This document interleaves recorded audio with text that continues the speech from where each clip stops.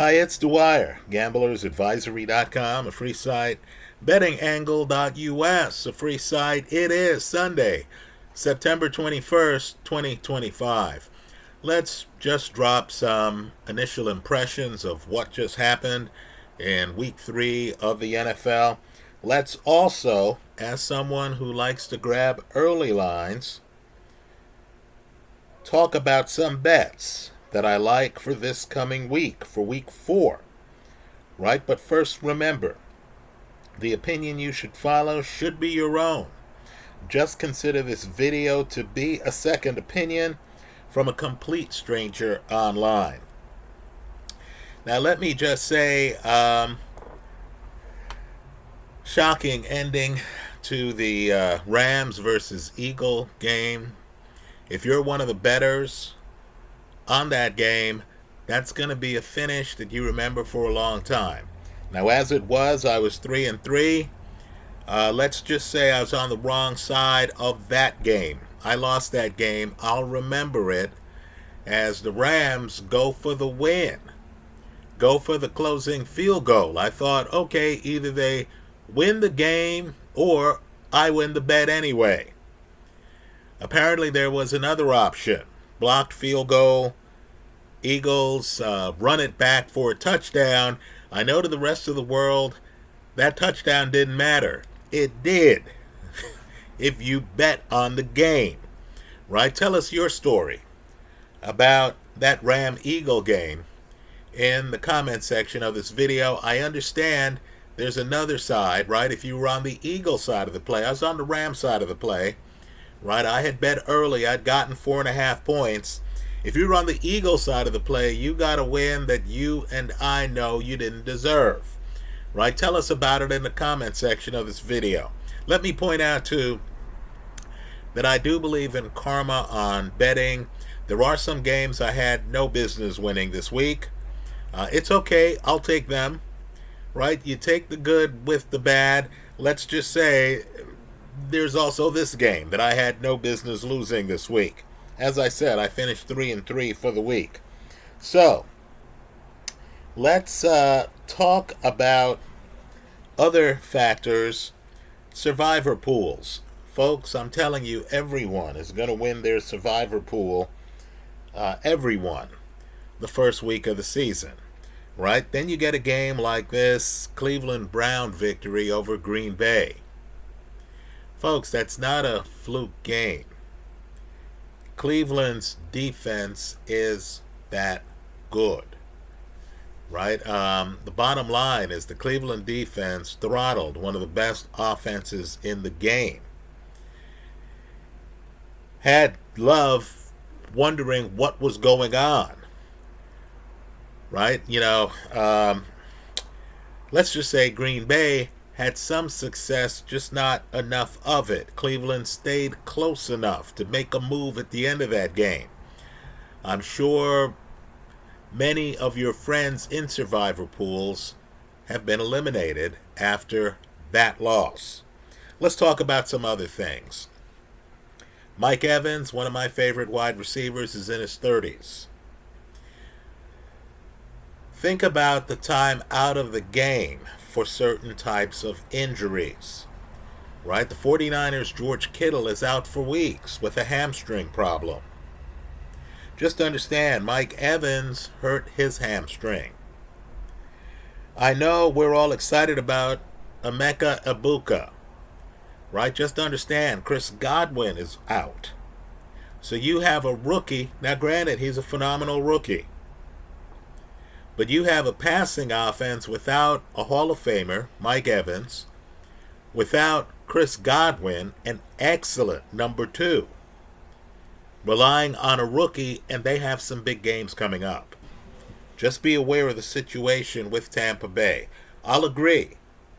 Tampa's off to a great start. Baker Mayfield is an excellent quarterback. All of us should ask the question of who he's going to be throwing the football to. Right? Teams with great secondaries now can key on Egbuka without worrying about Mike Evans for the next few weeks.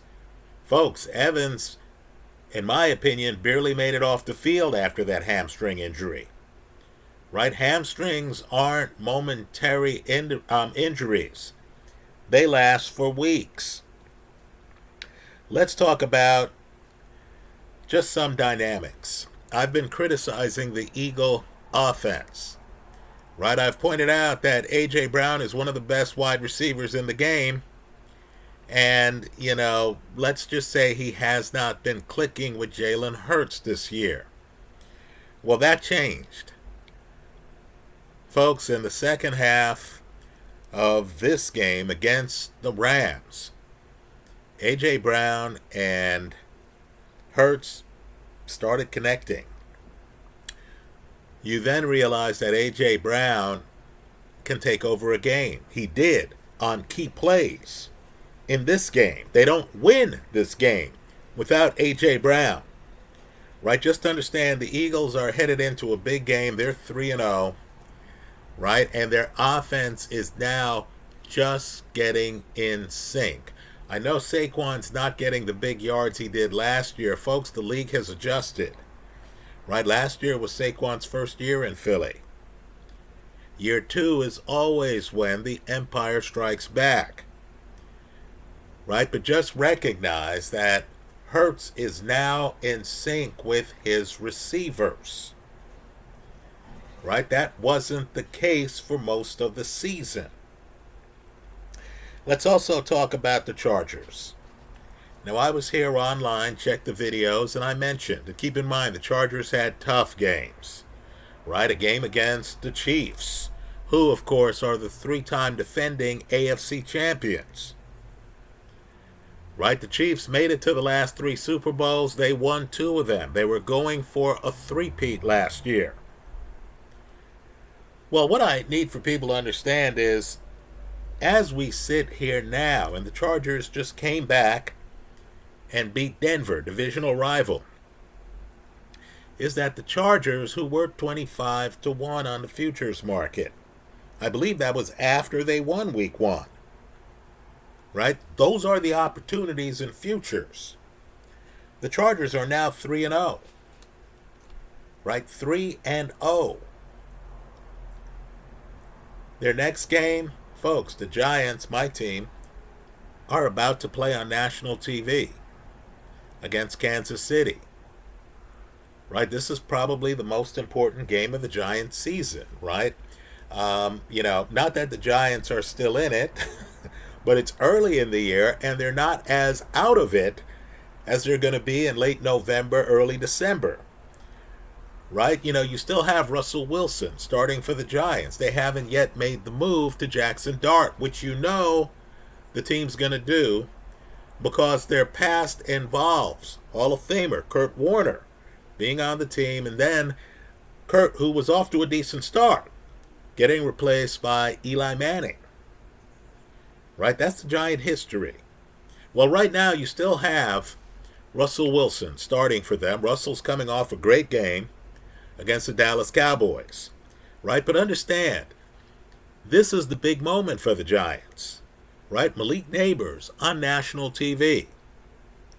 There's going to be a letdown after this game, whether the Giants win or lose it. And, of course, KC needs to win because they don't want to start out 0-3 in a division where the Chargers are already 3-0. So, of course, the team that plays the Giants next week, week 4, Giants will be at home, right? They'll spend the week sleeping in their own beds, right? But understand, they're in for a letdown because they're playing a defending conference champion this week on national TV. Next week, it won't be national TV. Who's the team that's going to play the Chargers at MetLife next week? Folks, the 3-0 Chargers. The week after that, the Chargers are back home. They're back on the West Coast. Who will they be playing that week? The Washington Commanders. Now, I know the Commanders played in the NFC Championship game last year, but has anyone noticed that Jaden Daniels didn't play this week? He was out. Right, folks? The Commanders, too, are defensively challenged. Right? And they'd be playing on Pacific time. They'd be playing in the Chargers Stadium across the country. Right? So, folks, understand after that game, the Chargers do have to go back to the East Coast. But they'd be playing the below 500 Miami Dolphins. Right? And understand the situation with the Dolphins. You know, there are rumors that Mike McDaniel is going to be replaced. Right? Look at the betting markets. They have odds on the first coach to get fired. Mike McDaniel is among the leaders. Right? People need to figure out that Kyle Shanahan disciples, right, for whatever reason, sometimes aren't fully able to become head coaches on other teams and then live up to where they were with the Niners. Right? I'm not dropping hints on the situation in Houston. Let's just say, though, Robert Saleh is back with the Niners. Right? Mike McDaniel, excellent coordinator. I would not be surprised if he ends up back with the Niners. Right? Some coaches have trees where people leave and they're able to succeed. Other coaches don't. Right? Kyle Shanahan, I really haven't seen. The guys who, got their stripes under Shanahan, who have left and gone to other teams and then quite been able to replicate what Shanahan has out here. Well, my point to you is, in 3 weeks, when the currently unbeaten Chargers play the Dolphins in Miami, Miami's view on the season might be qualitatively different. Right? Just like the Giant view, if they lose tonight, it's going to be different. Right? Teams that are out of it and sense that they're out of it, particularly when they're in divisions with teams like the Bills, who are off to a fast start, who, you're getting short odds on to go deep in the playoffs. Right? Miami, might be in a, okay, let's see what we have for next year mode. Right? There might be changes in Miami. Just understand, the next 3 games for the 3-0 Chargers are all winnable. There's the possibility that the Chargers, in a 17-game regular season, might be 6 games above 500 by the end of week 6. Right? Keep an eye on that situation. Understand, Keenan Allen, he's back with the Chargers. Understand, statistically, the Chargers had one of the league's best defenses last year. Understand, one of the stories, and I know he has critics, but one of the stories of this league are Justin Herbert's career numbers. Folks, statistically, he's off to a huge start to his career. This is an A-list level quarterback. There are very few of them in the league, and he's in his prime. Right? He's not in his 40s. Right? And in a tough division. Very tough division. The Chargers are the last unbeaten team. Let's talk about this coming week. I know we are early. Let me also say this too. San Francisco, they're unbeaten. Right? Understand too, I believe the next Super Bowl is going to be played in San Francisco. There's a possibility that San Francisco might be the home team for the upcoming Super Bowl. Right? Think about it. Now, here's the problem with San Francisco. You heard me mention their tight end who has a hamstring problem, George Kittle, and is out. Right? And, of course, Ayuk, their star wide receiver. He's out, right? You saw Mac Jones throwing the ball a bit too much to Ricky Pearsall, who has game, but of course it led to a pick today, right? Because eventually the defense figures out, we got to stop this Pearsall guy. Oh, and by the way, Deebo Samuel, he's in Washington, right? Ayuk is out. Kittle is out. Other than Jennings and this guy, the Niners have no one to throw the ball to. Oh, and by the way, the quarterback is the backup quarterback. Well, today, they suffered a devastating injury. Nick Bosa, right? Defensive player. This was one of those rare moments where Bosa looks at the crowd, fans are yelling at him, right? He's injured. And you know how players who are injured, right? The guy could be hit by a car. He's going to give a thumbs up to the crowd. Not Nick Bosa today. Nick Bosa gave a thumbs down. Right, folks? It's a knee injury. Right? Do you think Nick Bosa is going to return to the field anytime soon? He was ruled out for this game after the injury. Folks, he's going to be ruled out for next week.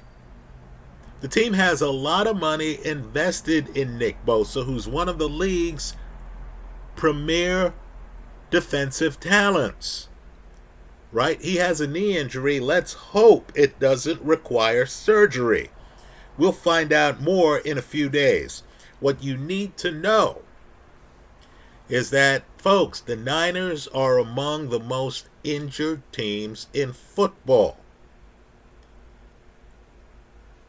Folks, they're 3-0. Wow. And I know they won some big games, right? They beat Seattle in Seattle. You realize what an accomplishment that is now, seeing Seattle play some other games, right? Today they beat, Arizona, right? A team that a lot of bettors feel are a good dark horse in the division. But just realize that this is the 3-0 team that's banged up. That's relying on backups. Brock Purdy has been cleared for practice. Who's Brock going to throw the ball to next week? Right, look at all the balls thrown at Ricky Pearsall. How's that going to be sustainable? Right, so, I'm just saying, the Niners right now, they're going to have to figure out how to make it the next 2 weeks, given their level of injury. Let me also say, too, that some of the guys playing, Jennings, right, has a bad shoulder. In other words, just because the guy's playing doesn't mean the guy's healthy. It's a bit astonishing that the Niners could be this injured this early. Right? They look like a team limping through the after Thanksgiving period. Folks, we're only in the third week of September. Let's talk about next week. My philosophy is a good line is a good line. Right? I'm making bets based on my own research. I'm not waiting to hear pundits in the middle of the week. I thought these lines are compelling. Minnesota looked great today. I'll give Carson Wentz a lot of credit. I'll give Brian Flores a lot of credit. Folks, they looked great. The defense was top-notch. Here's the problem. Next week, they're traveling to play Pittsburgh in Pittsburgh. Folks, I'm an Aaron Rodgers guy. While Flores as a defensive coordinator is tough, and the defense is giving different looks, and, Lord knows they know how to punch the ball out from running backs who are carrying it a little bit loosely. Had multiple turnovers today. Mike Tomlin is a veteran coach. The Steelers have one of the highest defensive payrolls in the league. And Aaron Rodgers, who threw multiple touchdowns today, is one of the most experienced quarterbacks in the league. Today, he passed Brett Favre in terms of career touchdowns. That's how long Rodgers has been playing. Now, the early lines, stunning. You mean to tell me I get Pittsburgh at home and I'm getting points, and I'm playing against Carson Wentz, as good as Minnesota's defense is, and as good as Carson looked today, right? When I see a guy who's been as volatile as Carson Wentz, and I see he looks like $1,000,000 one week, that doesn't mean he's going to look like $5 the next week. I'll take my chances. I like the Steelers getting 1.5. Folks, that's the early line. You're getting points in Pittsburgh with the home team after a win. Don't look a gift horse in the mouth. I like the Steelers getting 1.5. Next, in my fantasy pool, I have a lot of Detroit Lions. I love that offense, even without their offensive coordinator, who's now the head coach of the Bears, right? And looked great today, by the way, right? Bears beat me. I had Dallas in that game. Well, anyway, just to understand, I believe in Detroit's offense. I believe in former Pac-12 quarterback, former first pick in the draft, Jared Goff, indoors. Right? Next week, Detroit's playing indoors. Here's the problem. They're playing the Cleveland Browns. And I believe in what Michael Jordan used to preach. Right? Jordan, a guy who averaged over 30 a game career, Jordan would say, offense comes and goes. You should be able to play great defense every night. Folks, you want to see a great defense? Look at Cleveland's defense. You're going to give me more than a touchdown on the road in Detroit? I'll take my chances. Right? They just shut down Green Bay's offense. Right? I like Cleveland on the road, right? Against an offensively blessed Detroit Lion team, getting 8.5 points. What I've also found out, too, is that, let's say the Lions go up big, right? Against a defensive juggernaut like Cleveland, teams will then start pulling out players, right? Because they understand Cleveland's hard hitting. This is a defensive culture. They have players like Myles Garrett, right? These guys don't know how to turn it off. So you might be able to, since this line's above a touchdown, right? It's 8.5. You might be able to, get a backdoor cover where the game means a lot to Cleveland. They're building a brand. Then it means to the Detroit Lions. I like the underdogs here, Cleveland. Coming off a big win, by the way, over Green Bay. Not just a cover, but a win. Right? In a game they had to come from behind to win. I like Cleveland plus 8.5 against Detroit in Detroit. Next, you have the battle of unbeatens. Philly, Tampa Bay.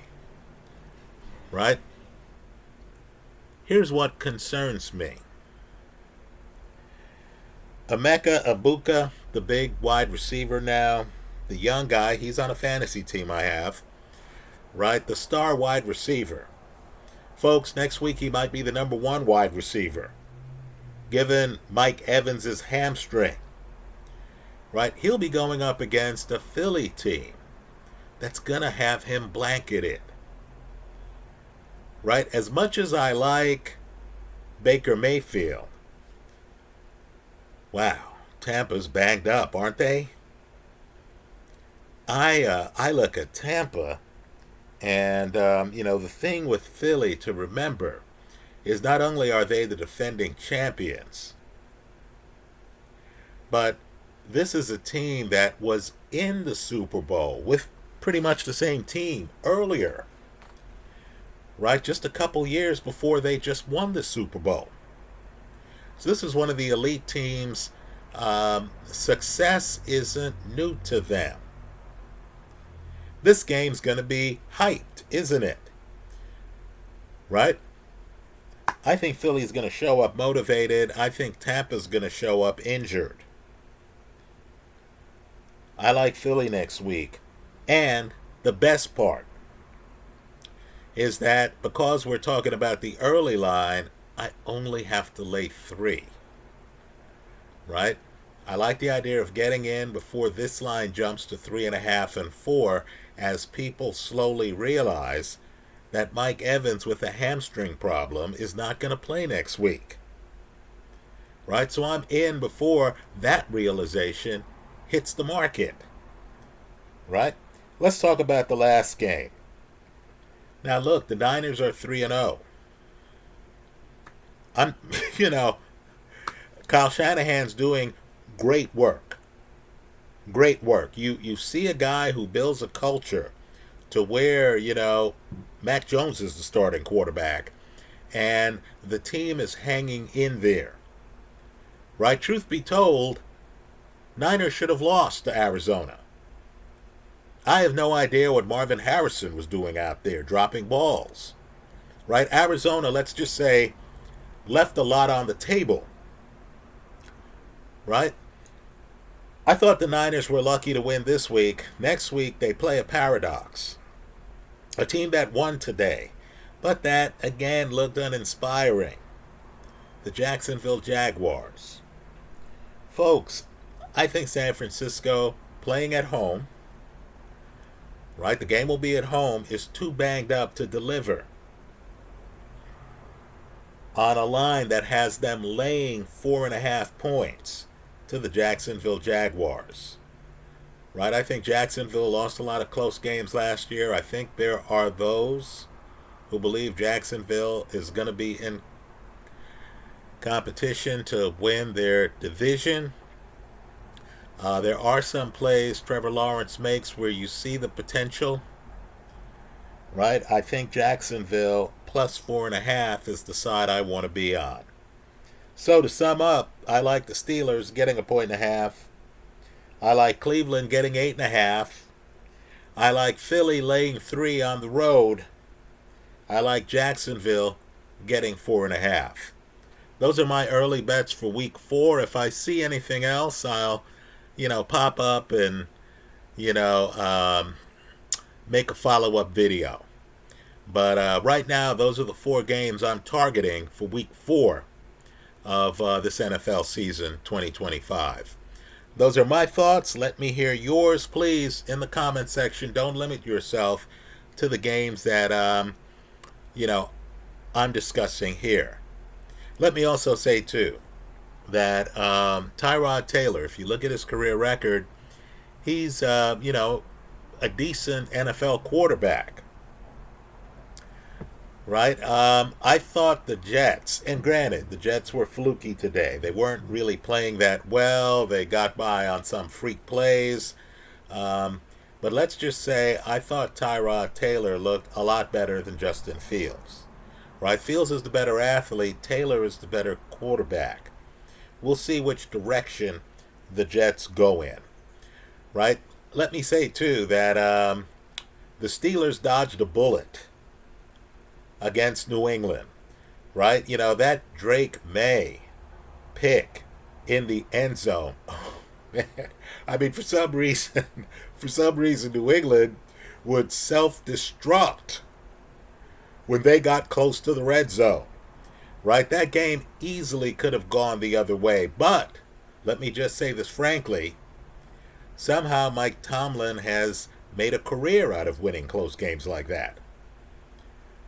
Right? So things look to me to be trending in the right direction in New England. It's not their year, right? Because they're in Buffalo's division and because the AFC is loaded otherwise, right? Good luck competing with, some of these other teams for wild card spots, right? We know the Ravens, are going to be tough. We know the Steelers are going to be tough. We know KC eventually is going to right the ship. Bo Nix is going to shake off a shaky start to the season. We understand that there's some teams that are going to correct themselves, right? CJ Stroud was in the playoffs last year. He beat San Diego in the playoffs last year. Not San Diego, the LA Chargers in the playoffs last year. Right? He's off to a shaky start. The AFC has talented teams that'll be in heavy contention for wild card berths, and unless something happens to the reigning MVP, Josh Allen, the Patriot division is locked up. So let's just say the Patriots might not make the playoffs this year, but they're trending in the right direction. I'll say that. Let me say, too, what's going on with the Cowboy defense, right? How could the Bear offense, and I know they were doing a lot of trick plays, how could the Bear offense look that good against Dallas? Certain teams, let's just say, have units that require work. Let me also say the Rams. Folks, this Stafford to Adams connection, right? What's Adams been there for? What, 3 weeks? Folks, that's already one of the best connections in the league. Oh, another one is Stafford to Puka Nacua, right? I thought the Ram defense looked great too until A.J. Brown took over in the fourth quarter, right? That Ram team looks underrated to me. Those are my thoughts. Let me hear yours in the comment section of this YouTube video. Thanks for stopping by.